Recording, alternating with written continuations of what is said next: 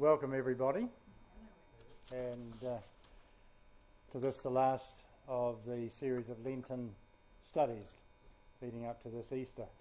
One of the things I want to do tonight is to see if I can put the other bracket on the beginning of this series, as it were.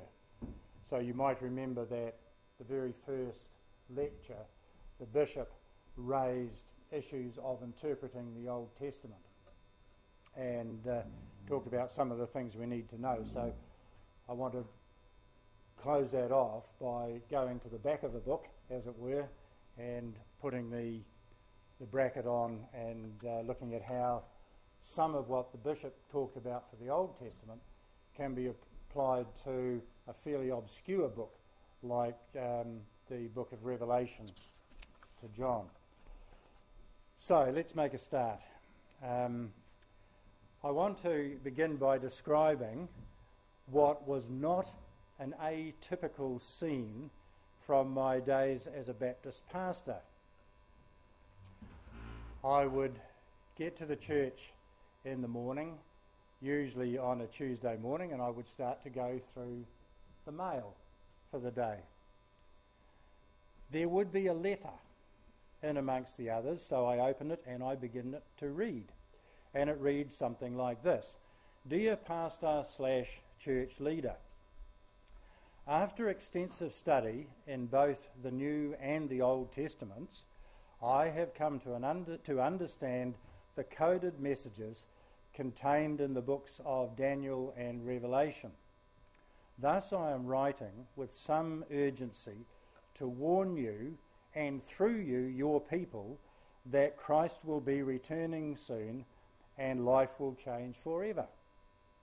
You must encourage your people to be out in their community, to warn unbelievers to repent immediately before disaster comes upon them. I won't go into detail in this letter, but my calculations show that Christ's return will take place sometime during the first week of June this year. Should I be able to refine this date even further, I will advise you immediately. Yours, etc. Now, if I only ever had one of those in my career as a Baptist minister, that would be one too many. But they were actually quite common. We would get them from time to time. Always from very well-meaning people, always from people who had done a lot of serious study and who had come up with some answers to things that even Jesus himself wasn't willing to give us an answer on. I haven't had one of those letters since I've been an Anglican.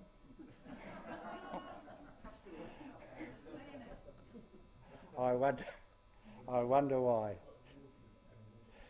But the problem that kind of thing causes, as we all know, is when people interpret apocalyptic literature like that, it puts the rest of us off bothering with it. So we either ignore it altogether, or as a church we probably stick with chapters 1 to 3, the letters to the churches. And that avoids the issue for us. And when I just casually asked people what they knew about the book of Revelation, most people, which is what I expected, most of us said we don't know much at all. But I think the issue of interpreting a book like Revelation, particularly apocalyptic literature, needs to be taken seriously, because if we don't take it seriously, we've got no answer to the nutters. We can't engage with them. There's no counter information that goes out into the community. No serious scholarly stuff writings that would deal with this issue. They hide in commentaries and in Christian circles, but they don't kind of go beyond that, because ordinary people in the pews don't hear a lot of this stuff. So that's why I've been personally interested in this book. Hopefully not because I contain traces of nuts, but because I think it needs to be dealt with seriously by the church. Now, Bishop David's first lecture, as you may recall, when he was talking about interpreting books of the Old Testament, he told us some things that we need to know about Old Testament books before we can form a good understanding of what they were about. The first one was the genre. Who can remember what that was?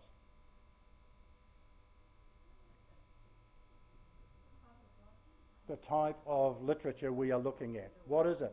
I mean, sometimes we don't need to be told this. Hopefully we know the difference between a poem and a narrative. But what about other things, like the difference between history and political propaganda, or myth, saga, wisdom, etc.? And when I use the word myth, I don't mean like society would normally think, that is utter, absolute twaddle and fiction. A myth has its place in literature and in religious literature. It's a very important kind of writing. But we need to know the difference between these different kinds of writing. So is it a saga we're looking at? Is it wisdom literature? Or is it, like the book of Job, counter-wisdom literature? You know, it helps to understand what we're looking at. The second thing, particularly with the Old Testament, is we need to know as much as we can about the date of writing. Now, these people didn't date their books. They were written and revised and changed and written and copied over hundreds and hundreds of years in very different kinds of socio-political systems. So unravelling that is a task for the scholarly, but they have done a very good job of it, and if you read good commentaries on any Old Testament book, you will get some very valuable information about that. You need to know what kind of socio-political context and religious context in which it's written. Then the understanding of the book falls into place, to be honest, with most Old Testament writing. You need to know the religious perspectives of the time, which comes with knowing roughly the period in which the book was written and what was going on there, the competing forces and ideas. Why is the book of Job such an important book in the Old Testament? It is the most amazing poetry. It is incredibly good poetry, but it carries a message which was very, very important for the time in which it was written and is still important for us. And then there is something else. I don't remember the bishop saying this, but an important thing for me with interpreting the Old Testament has been looking for literary clues. Like, for example, the book of Daniel. When you're trying to date the writing of a book like Daniel, it is quite helpful to know that a large chunk in the middle of it is written in Aramaic and not in Hebrew. Now, if it was written in Aramaic, then it must be written sometime around the Maccabean period, because that's what they spoke then. And it's helpful to know that.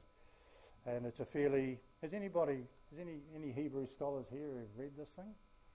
It's quite kind of fascinating, really, because it doesn't stop Hebrew in one chapter or one idea and then flow into Aramaic as though somebody's inserted a piece. It just kind of starts in the middle of a sentence and swaps to Aramaic. It's as though the writer was trying to write in Hebrew, forgot themselves for a bit, wrote in Aramaic. Oh, I'm supposed to be writing in Hebrew to give the book ancient authenticity, and then carried on in Hebrew, something like that. And another literary clue which I found absolutely fascinating is at the beginning of the book of Jonah, which begins roughly with the Hebrew equivalent of once upon a time. I'll leave you to work that out for yourselves. So what does that tell us about the things we need to know when we come to a book like Revelation? Well, we need to know the genre, don't we? What sort of writing is this? And it's fairly clear because it tells you what sort of writing it is itself. It is apocalyptic literature. Now, what is apocalyptic literature? Well, the characteristics of it is that it is communicating or revealing, which of course is where the word apocalyptic comes in. It just means making visible what is hidden. And it is communicating something to us that is hidden from our eyes and our minds, can't be discovered any other way but being revealed to us by God. Usually the books are written by somebody who doesn't tell you who they are. They take another name as a pseudonym for the books in apocalyptic, and it often uses fantastic images and numerology and things like that that demonstrate this otherworldliness that is trying to be communicated. And in the Old Testament, Daniel is a classic example, And in the New Testament, well, Thessalonians, there's little bits of it, and there's some little apocalyptic bits in Matthew's Gospel and I think Luke's Gospel. Is that right, Peter? Do you remember? There's where Jesus says about the end times, that kind of thing. Getting information that we couldn't know any other way. So that is apocalyptic literature. Now, the date of writing and the political context of this, I'm going to be really precocious and disagree with the scholars. I'll pass this around. This is an excerpt from John Scott's commentary on the letters in the book of Revelation. And he says in it, if I can find on the first page, he says, I'll wait till everybody's got a copy, sorry.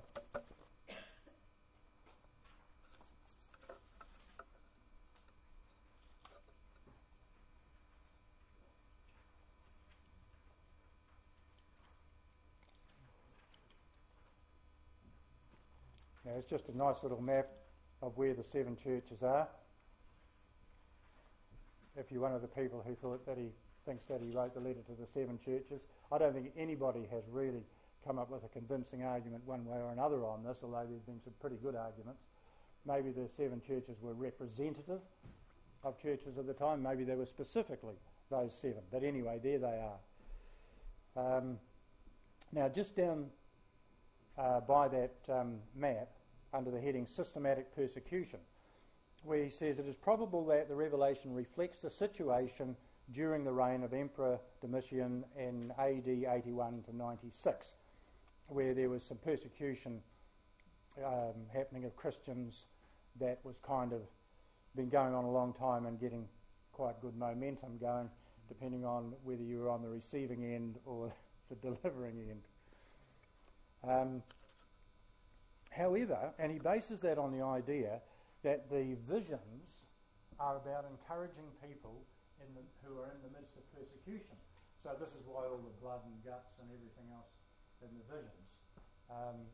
So John Stott says, because of all that, the people must have been experiencing all that. When was a time of great persecution? This was a time of great persecution. And I think, at least when I was studying, scholarly consensus tended to agree with him. However, this is where I'll stick my neck out, because if you read the letters to the 7 churches, you will find that only one really mentions persecution. Then in that letter, it only looks like it's kind of localised and maybe a bit sporadic. The other issues are about the churches being slack and adopting, ungodly practices or following false teachings, getting too fat and rich with their money, and not praying as they ought to, not being focused on God but being focused on themselves. It makes me wonder whether or not we weren't, or that this wasn't written in a time of relative peace for the church. Maybe a little bit like our own time now, where we're in a very good space politically. We're not being sent off to jail and burned at the stake or whatever else people might do to us. In fact, society pretty much would rather ignore us and pretend we were going to go away. In the midst of that, we've got quite a lot of material wealth.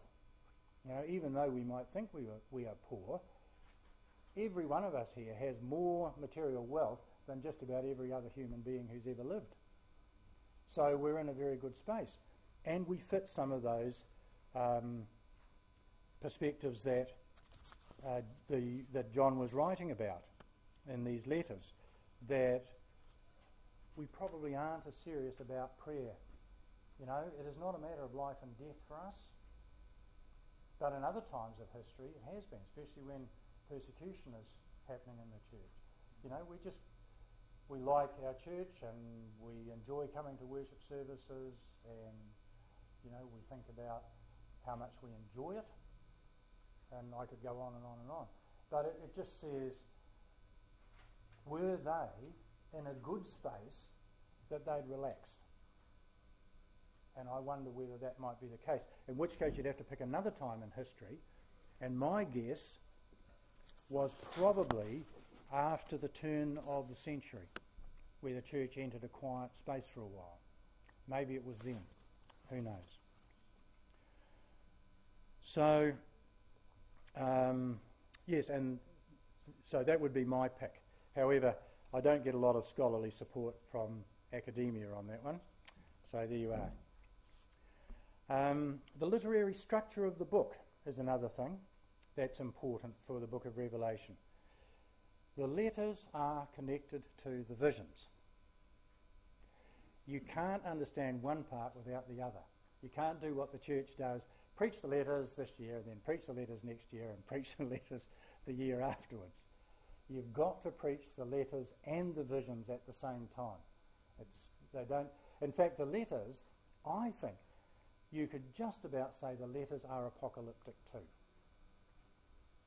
So, anyway, so you've got to see them side by side, because then the question gets raised, if John wrote to the churches like that and said those things, why did he tell them what he saw in chapter 4 onwards?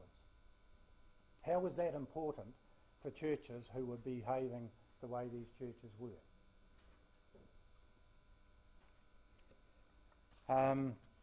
Also, there's another thing in the literary structure of the book.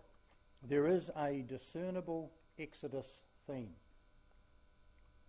And that's important for understanding the book as well.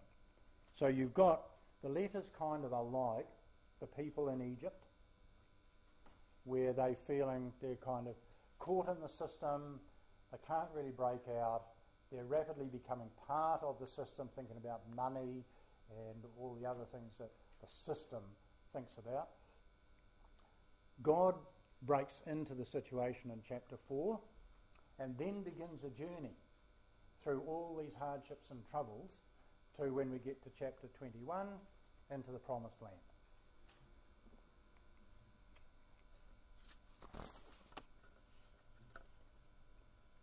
There are other literary clues too. I'll give you another handout. Now, I have made my own translation of chapter 5 here. Had it checked by Ray, who knows Greek better than me, and he said it's okay. Because in the literary clues there is something else that's important.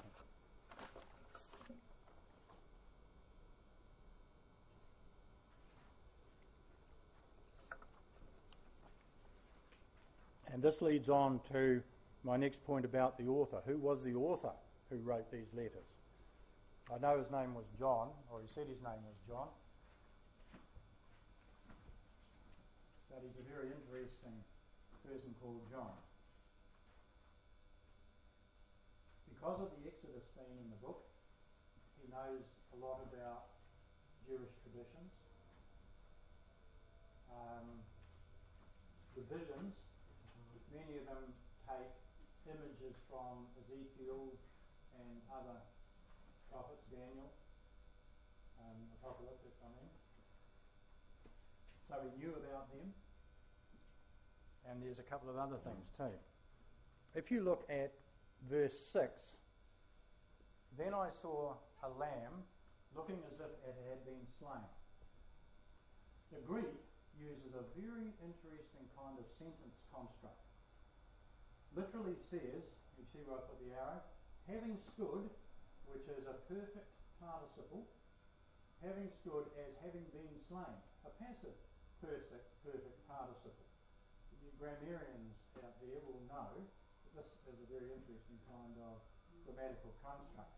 The book is full of that kind of stuff. And the only conclusion I can come to is that this guy writes Greek the way my expat students write English. So Greek, I think, is his second language. And most commentaries will tell you the Greek is a bit abysmal. Well, that would be why. He's an Aramaic speaker. He knows about the Hebrew tradition. He knows about the Old Testament, the Hebrew Bible, particularly prophets and apocalyptic. And he writes Greek awkwardly. Not only that, but when he paints the visions. I should have put this a very literal copy of this in here, because when he explains the visions, he's like a person who's got a blank canvas in front of him, and he's got a whole lot of buckets of bright coloured paint here, and he sticks his hand in, grabs a daub of paint and throws it onto the canvas, slap, slap, slap.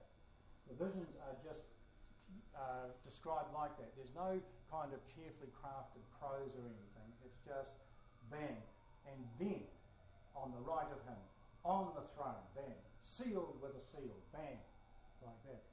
And that is actually typical of Jewish storytelling, oral storytelling technique. And if you read books like Genesis and Exodus and so on, you'll see it in there in some of the old sagas. You know, it's like the story of Jacob's well. If you read that in Hebrew, it just goes like this, something like this. I looked, and there a well, and some sheep, and a woman comes. Simple as that. But in the way the story is cast, a whole scene comes into your mind. It's very clever what they do, and Revelation works like that. So this guy knew Hebrew storytelling technique, ancient Israelite storytelling technique, was familiar with it, which says to me also he was definitely a Jewish guy. Not only that, he is not the John who wrote the letters. The Greek is quite different. He is not the John who wrote the Gospel. The Greek is quite different again. So to me, they are three different authors. And if you read it in Greek, there's no question, they are different authors.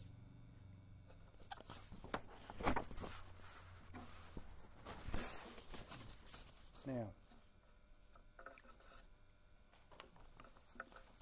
last week's lecture on the woman who anointed Jesus' feet and his head alerted me to something else that the bishop never went into, but I think we need to for the book of Revelation, and really for all our hermeneutical, our interpretive work. So we've got the genre, we've got roughly the date of writing around the end of the 1st century sometime. We've got that interesting literary structure of the book of Revelation. We've got the author, who, being a different author, he can be much later than the others without John having to have an exceptionally long life. We've got the Jewish heritage, we've got the imagery from the Old Testament in there, and we've got the Jewish storytelling technique. In our modern time, we have added to this interpretive armoury, as it were, some things that are based on our own social context. So we're now not only interested in the social context and the political context of the writer of the book, when it was being written and what it was about then, we want to interpret in terms of what we need and want now. I don't know how new that is. Is it related to our own social context where self has been elevated, and so we want some measure of control over how we interpret these books, and we want them to speak into our own social context and our own need, possibly. Another thing that affects us when we come to interpret this is our collective and personal worldview. That is our way of understanding the reality in which we live. You all know, don't you, we have the reality around us, and then we have this great big interpretive mechanism in our minds through which it all comes and we understand it. We think we've got a good grasp on it, but it's really our central processor that's doing the work for us. Because we come from an Enlightenment society, things like reason, science, logic, wanting the facts, stuff like that are important to us. Now that has led to some interesting ways of interpreting this book.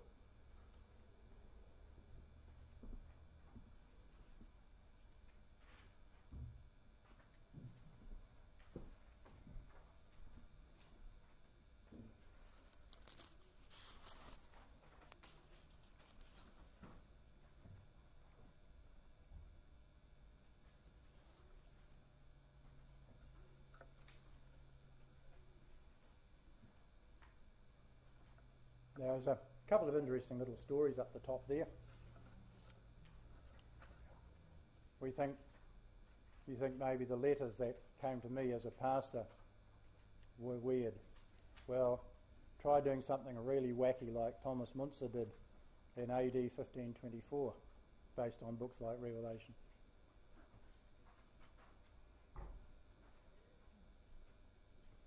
Now, in the middle of the page, the hermeneutical, that is the interpretation issues. Because of our Enlightenment worldview, we have asked Enlightenment questions of this book. That is why we've come up with several different ways of understanding it. The first one is the contemporary historical view. Scholars call that the preterist view, everything in the past tense. So just the events and visions depicted in the book relate to John's lifetime and are now in the past. And so when we come to interpreting it, we can get the facts, as it were. See, this is an Enlightenment question. This is a rationalist, scientific worldview question. What actually happened? We want to know. What would we have seen if we'd have been there with our video camera? So we ask that question. And then we come to the book of Revelation. It doesn't really affect us now. It's interesting about the time, and it expands our way of understanding what happened then and why John wrote it. Then there's the non-historical view, which is sometimes called the poetic, spiritual, or idealist, and I think this is like a counter-wisdom piece where somebody says, oh, no, you can't get any facts from this, so we'll have no facts whatsoever. But they're still being dominated by the facts, as it were. So the visions are for no particular historical period or situation. They're a visionary expression of timeless truths and timeless realities. They float up there somewhere. So then the book can be used, like I say there, allegorically. The visions represent events, characters that are universally existent. Right, so there will be a beast, like a poetic beast, who will do terrible things to us. So that's, anyway, that's one of the ways. And then there's the church historical, or the continuous historical, world historical view. Now, this is the one where it's on a timeline, starting from the beginning and trickling through history till we get right to the end. And you can see some merit for that kind of interpretation. The visions are interpreted as encompassing all of history from John's time through to the end of time. And then there's the end historical assumption, which is known as the futurist or dispensationalist or premillennialist or whatever interpretation, and that is that the visions in Revelation are prophetic prediction. Now, this is the one that caused the writing of the letters that we would often receive. So, like the contemporary historical version, this one is everything's going to happen right at the end of time, and now we can study it to work out what it is and when it's going to happen. And that's that particular view. And part of this, everybody you talk to has a different take on this, but generally it is everything's happening at the end of time. Some people will say some of it's happened already, so we are in the end time now, and it's all starting to unroll for us. Some will say, no, nothing's started yet. It's pretty hard to argue with anybody on this, really. Anyway, the 7 churches are sometimes not real churches, but 7 periods of church history. The remainder of the book predicts only events that are yet to happen in the last few years of world history. So it's quite an attractive way of interpreting it. And then, to these 4, we might add a further perspective, which looks on the visions of being a kind of meta-reality.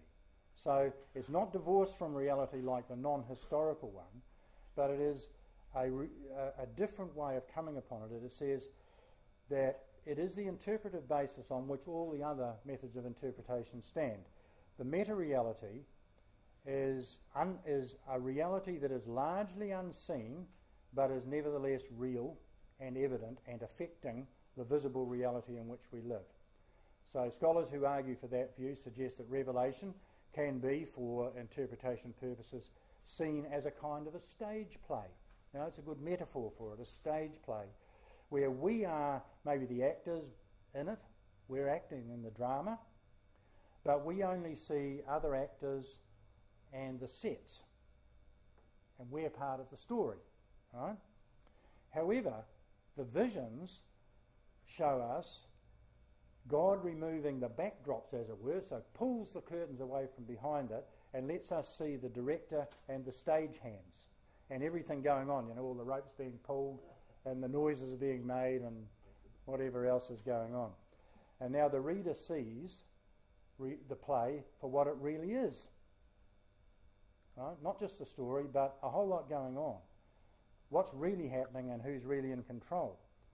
The director, not the lead actor. And the title of the book and the genre is used to support that view, apocalypse meaning out from the hidden or revealing that which was hidden. So it's kind of a look behind the scenes onto this eternal reality where God is the prime mover. Right, and I just cover the other hermeneutical issues there. Now, in addition to that, just let me bring this to a conclusion.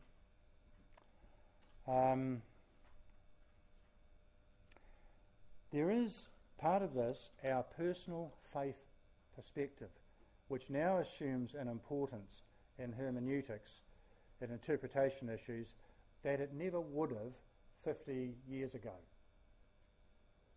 Right? Our personal faith perspective. We want the scripture to say what we would like it to say. So often we start with the answer and work back to the way of getting it. It's something that we do. I don't know whether we've just got that on our own. What do you think? But it seems to be, I hear this quite a lot. And so we want it to say what we'd like it to say. It makes us feel good and comfortable. But also, you know, a lot to do with us not having to face the challenge of refining our theological and faith perspective. Our personal hermeneutical preferences are part of this too. We might have our own ways of coming at Scripture. Now, I'm not saying there's anything wrong with this. Personally, I like a very contemplative approach to Scripture. I like to read a passage and just sit with it and let it engage me and feel it inside me and become part of it. Now, that is pretty bad hermeneutics if you want to do something scholarly. But it opens me up to hearing something that is for me personally. And I don't see anything wrong with that. As long as I don't go imposing that on everybody else and say, ha, I've got the truth at last. However, they do affect what we find when we come to the Scripture. There is something about us that enables us to discover what we expect to discover.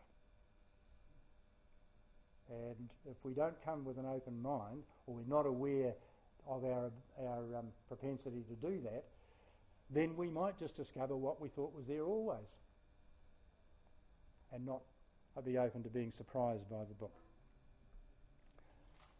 Now, are there any questions? Yes, you said that this is something we wouldn't have done 50 years ago. So what is so different about us today? I'm not understanding why you said we wouldn't have done this 50 years ago. I'm only guessing that we wouldn't have. Some people may, but I think the move to a society where individuals are quite self-referencing has made a change. 50 years ago, we probably wouldn't have expected our questions to get a lot of notice taken of them. You know, we might still have had them, and we might still have wondered, but in terms of expecting, of elevating our opinions to the same level as those of, you know, scholars of repute, we wouldn't have done that, and we'd have probably taken the community's view more easily. Oh, that's just what I'm thinking. Have you got any explanation for that? I think it's just the way our society has changed and the way we see ourselves and our worldview. And you know, you've got to remember, 50 years ago there was a world war. We were much more under authority. We accepted what we were told. You know, it was just a different social situation. Sorry, what's... Rosemary, what's that? I said 50 years ago was before Honest to God. Ah, yes, Johnny T. Robinson, that's right, where people suddenly started to have a freedom to ask questions that they wouldn't have been allowed to before that, yeah. The heavenly hierarchy defined in the book of Revelation, John was at once called up and saw one seated upon the throne, 4 living creatures, this sort of thing. And then you've got the king priests and the 24 elders, which could be angel priests. What do you feel our role is in that? God's sovereignty and what God is doing in the heavenlies. Is there a message for us? There definitely is a message for us. There's definitely a message for us throughout the whole book, and we are there. We just need to read it and look for ourselves. So rather than try and give a definitive answer, I would encourage you to just read the book through. Try not to have any preconceived ideas about it, but keep in mind, why was this written? It was written for people who were behaving the way, who had the attitudes that are described in the letters to the churches. So how is it? What is it telling those people about those attitudes? And if I'm like that, I'm one of those people, then what is it telling me? And you'll find us there, in amongst the numbers and the people in white robes. It just doesn't mean priests and elves. Everybody's there, and a lot of other things. Now just have a look at some of the notes I've made, if you would, down in the right-hand column. There are little symbols all throughout this, and it is helpful to know what those symbols are. So as you're interpreting Revelation and you come to the actual text itself and you go through, it's very handy to ask, what does he mean by that? I remember Alan Simpson, the psychiatrist Alan Simpson, saying to me, there's a story told amongst psychiatrists about 2 psychiatrists walking along a hospital ward and they pass one another, and one says, "Good morning," and the other walks on saying, "I wonder what he meant by that."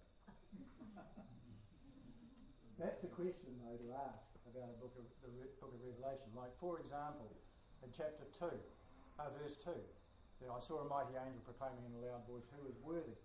What does the word worthy mean? It's too easy for us to say, "Oh, I know what that means," but we may not. It means suitable in the sense of being up to the task. Axios, the Greek, up to the task or appropriate for the task. So it just doesn't mean he's got a strong hand and can break the seal. Something else there, and you pick that up. What does the Lion of the tribe of Judah mean? Right? What does that mean in Jewish apocalyptic thinking? And the pivotal verse there, which is the one I talked about before, verse 6, I think this is pivotal to this little pericope I've got here. No one expects that the triumphant Lion of Judah will in fact be a helpless lamb for the slaughter. This is just incredibly powerful stuff, but you've got to check the imagery and find out what the imagery means. It's really helpful. And here's one for you. Verse 8, the guy marked. Each one had a harp, and they were holding golden bowls full of incense, which are the prayers of the saints. If you just read it, you get the message. Golden bowls full of incense, which are the prayers of the saints. It's just how precious our prayers are to God. And it raises the question, why then are we such discouraged prayers? Have we forgotten this? And I think the people he wrote to had forgotten it. And he was writing it saying, don't forget how important you are to God.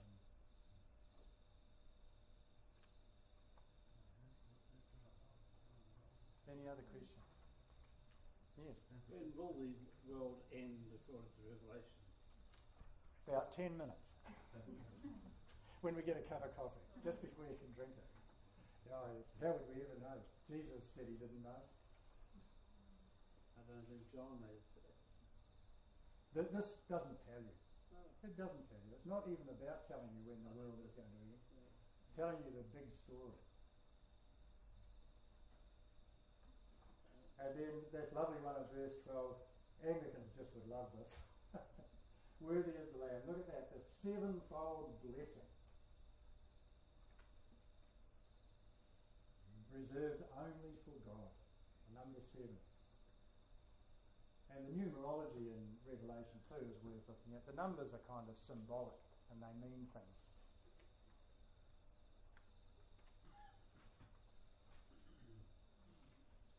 How are we going for time?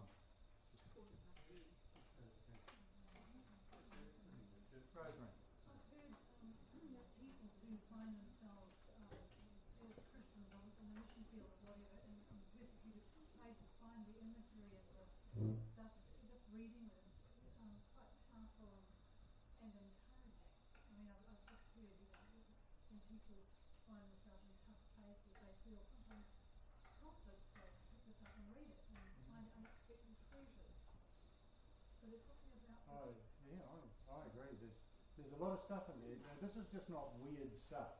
I think that's a point I really like to make. It is not just weird stuff. It's if you read it and you think about it with a bit of common sense and a bit of insight, you discover that, goodness me, he's describing the world in which I live. He's telling me why I can't get off the economic treadmill, why I'm stuck, why I'm a wage slave, arriving at work at 7 in the morning and not allowed to go home at night again until I'm finished. He's telling me why sin abounds despite all our best efforts to stop it. There's a lot of stuff going on there, and he's also offering me the hope, which is no matter how bad it might seem to me right now, God is still in control and he will get us there. Why do you think it is? It doesn't take much to shed layers of Revelation to get what was actually really going on for the author and the community. Why is it there's that stubborn refusal by so many non-thinking Christian churches to actually engage with it properly? Yeah. They're just like the Left Behind series, with multi-billion-dollar revenues for the authors of that. It was all based on Revelation. It's filmed, books. It's just find it staggering. I don't know what the cause of it is. It just seems to me, maybe we prefer the dramatic imagery and the fantastical visions and stuff. Who was the John? You mentioned that this was not the beloved John. I'm basing that on the writing, the handwriting, the way he writes Greek. If you read John's Gospel and then you read John's letters and then you read Revelation, it's just obvious it's not the same writer. In Greek it's all. Yeah, in Greek. Unfortunately, it's obscure for most of us. We can't tell that. Well, how could it be another John then? Was there another John mentioned? it's just the name given to him. It could be, it might not even be his name. It might be a pseudonym. Because it was typical writing apocalyptic to take the name of some famous person and use that as a pseudonym.